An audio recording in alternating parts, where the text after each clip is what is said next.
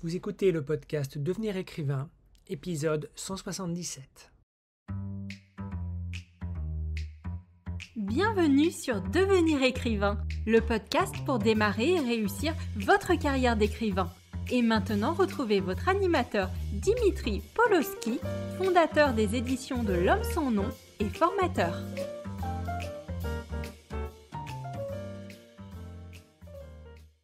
Bonjour et bienvenue dans ce nouvel épisode du podcast Devenir écrivain.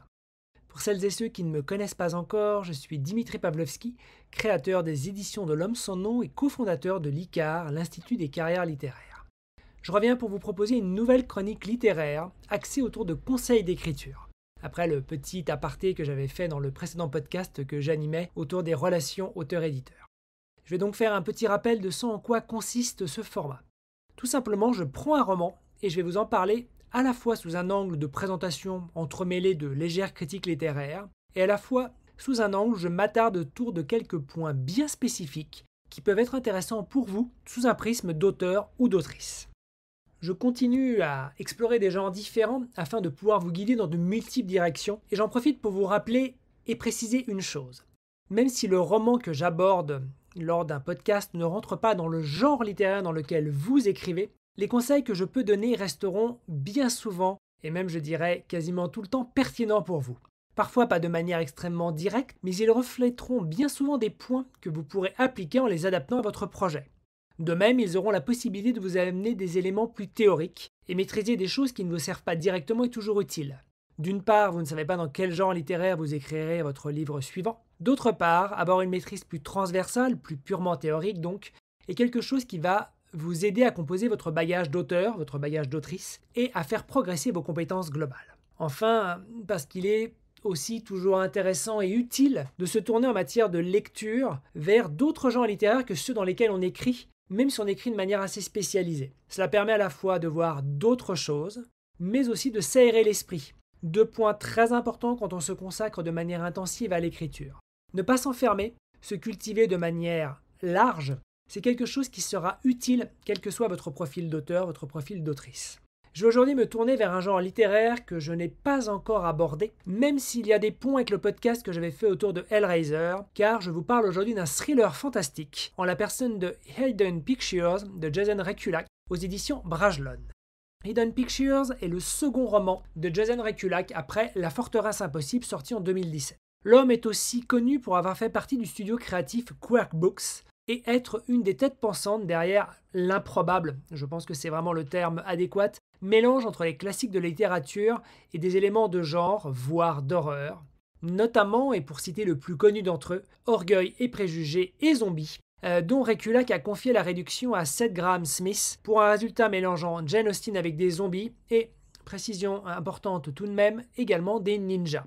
Un mélange improbable mais qui a eu un succès fou, menant notamment à une adaptation audiovisuelle. Rekulak est également connu pour avoir travaillé sur des adaptations, notamment des collaborations sur des livres d'images tirés de Maman j'ai raté l'avion, X-Files ou encore Retour vers le futur, mais aussi un livre pop-up sur le Graceland d'Elvis Presley. On le voit, outre une inventivité très audacieuse, Jane Austen plus zombie plus ninja, je le rappelle, l'homme a souvent travaillé sur des œuvres mettant en avant des facettes visuelles. Rien de surprenant donc à ce que Hidden Pictures propose quelque chose d'un petit peu différent. Si on prend le livre et qu'on le feuillette, on s'aperçoit ainsi qu'à intervalles plutôt réguliers, on y trouve des illustrations. Je vais vous donner une petite recommandation en amont. Ne feuilletez pas le livre après son premier quart, au risque de vous divulgacher quelques éléments de l'intrigue. Une image étant en effet parlante de manière souvent beaucoup plus directe qu'un écrit, c'est autrement risqué que de lire un titre de chapitre ou une phrase isolée dans un roman. Rien qui puisse dévoiler en profondeur l'intrigue, je vous rassure, mais malgré tout, cela peut casser une partie des mécaniques narrativo-visuelles. Car, et c'est une des grandes forces de ce Hidden Pictures, les éléments dessinés visuels vont avoir un rôle dans l'histoire, et pas un rôle négligeable, ce n'est pas simplement de la décoration. Je vais revenir sur ce point après vous avoir brièvement présenté le point de départ de l'histoire. Donc dans Hidden Pictures, on va suivre Mallory, une ancienne toxicomane d'une vingtaine d'années qui tente de se réintégrer à la société, après un parcours en cure de désintoxication. Par la biais de son parrain, elle trouve le boulot apparemment parfait. Babysitter d'un petit garçon de 5 ans dans une famille très aisée dans un beau quartier de banlieue. Un cadre parfait donc pour repartir sur des bases saines, d'autant qu'elle est nourrie, logée et blanchie, et que le petit Teddy est adorable, même si ses parents ont un côté bobo qui va un peu déstabiliser la jeune femme au départ. permettant aussi par ce biais à Réculac d'aborder un petit côté choc des classes sociales en thématique de fond de son histoire, vraiment discrète et plutôt bien dosée. Le truc, c'est que Teddy adore dessiner. Des lapins, des arbres, des ballons, comme tout gamin de son âge, mais aussi une terrifiante, disons-le, amie imaginaire. Grosso modo, imaginez un croisement entre Sadako de Ring et une créature complètement décharnée. Puis, petit à petit, il va dessiner des dessins de plus en plus angoissants, qu'il dit en plus avoir écrit sous l'influence de cette fameuse amie imaginaire, dont on va donc assez rapidement se demander si elle est réellement, vraiment, uniquement imaginaire. Et c'est ainsi que les dessins de Teddy vont servir à faire avancer l'histoire, par le biais des interactions de Mallory avec le garçon à travers les dessins, mais aussi par le biais de ce que ces dessins racontent et de ce que cela a comme impact sur le récit. Mais ils vont également contribuer à faire grimper la tension du récit par leurs éléments mystérieux et pour le moins oppressants. Je me répète, mais j'ai un traumatisme profond sur ce film, mais quoi de plus glauque qu'un dessin d'enfant représentant une amie imaginaire ayant l'allure de Sadako dans The Ring. Et ces dessins vont aussi participer au mystère que le lectorat va, aux côtés de Mallory, tenter de résoudre. On y cherche des indices, on se projette pour tenter de les comprendre, de les analyser. Enfin, ils vont faire évoluer le ressenti qu'on a de la situation, à la fois par leur évolution de contenu, mais également de réalisation. Et la progression de ce que racontent ces dessins est parfaitement dosée par Réculac, que ce soit en matière de dosage des dessins en quantité dans l'histoire, ils ne sont ni trop nombreux ni trop rares, et accompagnent l'histoire, le récit sans en casser le rythme, ou encore en matière de ce qu'ils vont raconter. Ils accompagnent l'histoire et apportent des éléments d'une manière redoutablement efficace à travers un double prisme. D'une part, le fait que c'est bien plus efficace de montrer les dessins que de les décrire. C'est rapide, direct, et ça évite de se perdre en descriptions interminables qui auraient probablement moins de force. D'autre part, ils racontent quelque chose à la fois par leur visuel, mais aussi, comme je l'ai dit, par leur exécution, la façon dont ils sont réalisés en tant que dessin.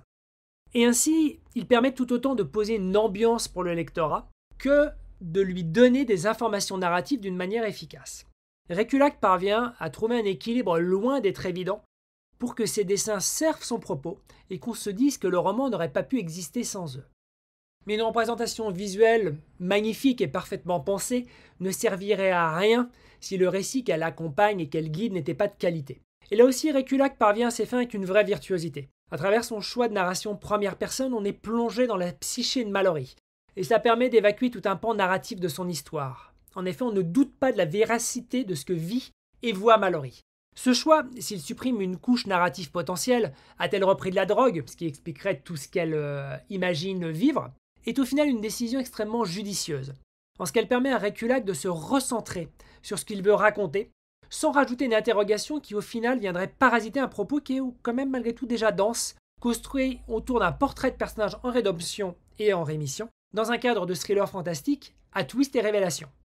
Ainsi, le lectorat peut se concentrer sur les tentatives de résolution de mystères aux côtés du personnage et être confronté aux nombreux twists narratifs d'une manière aussi forte que possible. Je ne peux pas dire grand-chose sur les révélations que vous rencontrerez tout au fil de l'histoire, car je ne veux pas spoiler, divulgacher le récit, mais tous ces éléments de révélation, aussi improbables puissent-ils paraître, sont réellement extrêmement bien amenés et construits, en se concentrant sur les personnages, leurs motivations et leurs évolutions, tout en réussissant la belle manœuvre de surprendre le lectorat avec des contre-pieds extrêmement intelligents. Pour en dire juste ce qu'il faut, on est sur des jeux de faux semblants très bien amenés et surtout cohérents pour ce qui est de la cohérence interne du récit. Cela me permet d'amener ma transition vers ce que vous pouvez retirer de la lecture de Hidden Pictures en tant qu'auteur, en tant qu'autrice, avec un premier mini-conseil. On voit ici qu'en ayant fait le choix du moins, Réculac a supprimé un axe narratif potentiel, celui du doute lié à la perception de ce personnage principal. Donc en ayant fait le choix du moins plutôt que le choix du plus, qui aurait été de rajouter encore une couche de complexité à son récit, Réculac a servi son histoire. La preuve, si besoin était, qu'une histoire n'a jamais besoin d'en avoir le plus possible, mais qu'elle a besoin de ce dont elle a strictement besoin. Je vais à présent aborder quelques points spécifiques du roman qui pourront vous servir en tant qu'auteur, en tant qu'autrice. Notez que si je limite les révélations au maximum, je suis amené à en dévoiler potentiellement un tout petit peu plus sur l'intrigue que dans la première partie. Tout d'abord, premier point, cela ne va pas vous surprendre, je vais évoquer les illustrations. En littérature, on est en effet souvent tenté d'utiliser des effets de mise en forme, d'un certain côté de mise en scène, des polices de caractère original, des notes de bas de page décalées, des constructions narratives alambiquées ou comme ici des illustrations. C'est quelque chose de souvent très tentant, mais bien souvent, cela va surtout desservir un projet car cela va mal fonctionner. Cela va rendre la lecture moins naturelle, moins fluide et ainsi de suite. Un effet particulier, une mécanique en temps normal facultative, ne doit pas être simplement gadget, elle doit servir le récit. Et, comme je vous l'ai indiqué dans ma partie un peu plus critique de l'ouvrage, Réculac parvient à faire que les illustrations apportent quelque chose à l'ouvrage. L'idée ici est simple. Quand vous voudrez avoir une originalité dans votre texte, il faudra vous assurer que la façon de procéder va fonctionner au moins aussi bien que si vous étiez passé par une approche plus simple, plus directe, et je dirais même que cette approche vous permettra de mieux faire fonctionner votre récit. En gros, votre gadget narratif doit devenir quelque chose qui est la seule solution pour vous raconter votre histoire de la meilleure façon possible. C'est bien pour cela, parce qu'à la base, vous écrivez des romans, donc des choses qui passent par les mots et les mots seuls, que les situations où ces effets particuliers fonctionneraient mieux qu'une approche plus simple restent rares. Et il faut donc être particulièrement prudent et prudente si vous voulez en utiliser un. Dans l'absolu, ça doit venir de manière naturelle, on va dire un petit peu organique. C'est très compliqué de se dire « je veux faire un roman avec 112 polices de caractères différentes » et d'avoir quelque chose qui au final fera du sens parce que vous devrez trouver l'histoire qui pourra se prêter à ça. Dans les faits, ça sera beaucoup plus naturel, ça fera beaucoup plus sens si vous avez dans le même temps l'idée du sujet et le fait qu'il aurait une particularité. Donc c'est quelque chose qui peut venir un petit peu dans un sens, dans un autre, mais normalement il y a un côté un petit peu plus commun, cohérent, où forme et fond vont s'entremêler dans votre réflexion autour du projet. Cela même si évidemment on peut trouver des exceptions, comme avec les textes de Mark Danielewski, notamment La Maison des Feuilles, ou peut-être même encore plus Aux Révolutions, et sa construction narrative tête bêche, où on va lire 2 romans 8 pages par 8 pages, d'un côté du roman puis de l'autre. On est sur des textes où on arrive rapidement sur des approches qui vont confiner plus à l'écriture expérimentale. Donc forcément quelque chose qui sera plus niche vis-à-vis du lectorat ciblé. Mais malgré tout, je pense que dans un futur épisode du podcast, il ne serait pas impossible que je revienne sur Danielewski, certainement sur La Maison des Feuilles, qui reste un roman extrêmement impressionnant et dont je ne peux que vous recommander la lecture. Un autre exemple, que je connais bien d'ailleurs pour avoir travaillé avec son auteur dessus, j'ai parlé de Seconde Humanité, un roman d'Adrien Mangold, un texte qui est composé de 2 romans entremêlés. On suit d'abord la première moitié d'une histoire, qui montre un personnage confronté à une situation apparemment impossible à résoudre pour lui. Puis on va lire un roman enchâssé, qui correspond à un manuscrit que lit ce personnage. Puis on en revient à la seconde moitié de la première histoire, où le personnage se sert de ce qu'il a appris pour résoudre son problème. Au niveau de la mise en page, on a cherché à apporter quelque chose reflétant ce découpage un peu original, tout en restant globalement sobre, en partant du principe que l'idée déjà de roman enchâssé était un élément narrativement fort et il n'y avait pas besoin d'en faire des tonnes. On voit bien ici l'importance du dosage quand vous allez avoir des effets un petit peu particuliers dans votre roman. Avec Hidden Pictures, on peut voir une étape au final assez poussée de cette réflexion, assez avancée, donc de l'utilisation d'un élément potentiellement gadget, mais au final parfaitement utile à l'histoire. Si vous voulez vous attaquer à ce genre d'originalité, c'est vraiment un exemple à suivre pour bien faire les choses à mon sens. Le second point qui peut se révéler extrêmement intéressant est la façon dont Réculac va entremêler une intrigue de fantastique horrifique avec un travail très important sur son personnage. Comme je l'ai indiqué dans la critique, le fait de suivre Mallory en narration première personne va permettre de lever tout doute sur la véracité de ce qu'elle vit, et ainsi de se concentrer sur les faits, sur l'enquête du personnage pour comprendre ce qui se passe, mais aussi pour pouvoir rentrer dans son intériorité, la façon dont elle va se questionner, douter, chercher à avancer dans sa nouvelle vie, alors qu'elle a l'opportunité de saisir une occasion de se diriger dans la bonne direction. Cela fait que, même si la facette terreur du récit reste ténue, vu qu'on est au final plus sur un récit d'ambiance, la tension narrative n'en reste pas moins très marquée.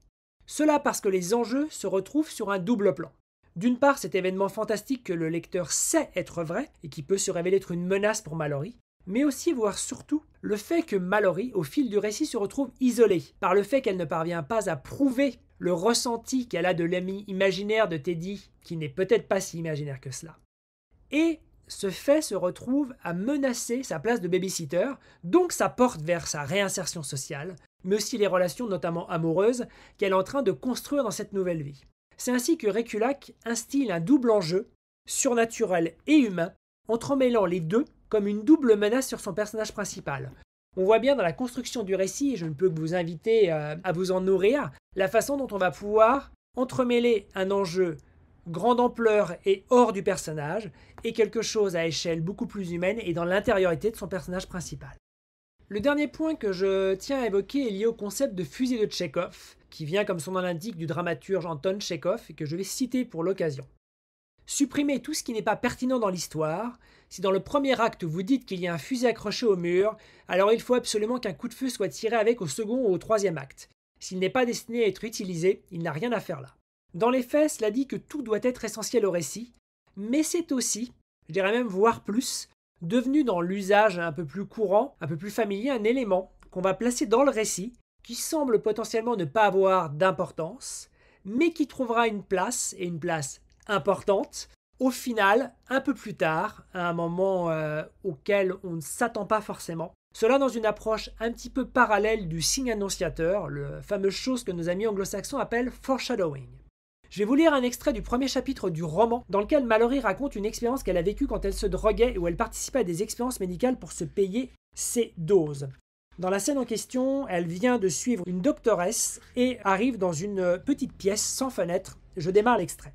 5 hommes jeunes étaient assis sur une rangée de chaises pliantes. Ils avaient tous les yeux rivés au sol, alors je n'ai pas pu voir leur visage. Mais j'ai décidé qu'ils devaient être étudiants en médecine ou internes. Ils portaient tous des blouses stériles d'hôpital bleu vif qui avaient encore la marque des plis, comme si elles étaient flambant neuves. Très bien, Mallory, nous allons vous demander de vous placer debout face à ces hommes. Juste là, sur la croix, c'est parfait. Maintenant, je vais vous dire ce qui va se passer avant de vous bander les yeux. Je me suis alors rendu compte qu'elle tenait un masque noir, le genre de bandeau au coton doux que ma mère mettait pour dormir. Elle m'a expliqué que tous les hommes qui regardaient actuellement par terre allaient au cours des prochaines minutes regarder mon corps. Mon rôle consistait à lever la main si je sentais le regard masculin sur ma personne. Elle m'a dit de garder la main levée pendant toute la durée de mon ressenti et de la baisser uniquement quand celle-ci disparaîtrait. L'expérience va durer 5 minutes, mais quand elle sera terminée, nous vous demanderons peut-être de recommencer. Avez-vous des questions avant de poursuivre ? Je me suis mise à rire. Oui, dites, vous avez lu 50 nuances de graines parce que je suis à peu près sûr que ça, c'est dans le chapitre 12. Suzanne a souri poliment à ma tentative d'humour, mais aucun des hommes n'a réagi. Ils étaient tous occupés à tripoter leurs bloc-notes et à synchroniser leur chronomètre. L'ambiance dans la salle de cours était très studieuse.